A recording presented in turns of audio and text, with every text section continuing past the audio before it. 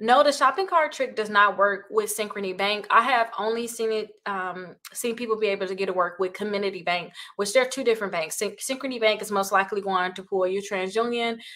Community Bank is going to pull your Equifax or Experian credit report. So I have only seen people that got the credit cards through the shopping cart trick is usually with Community Bank.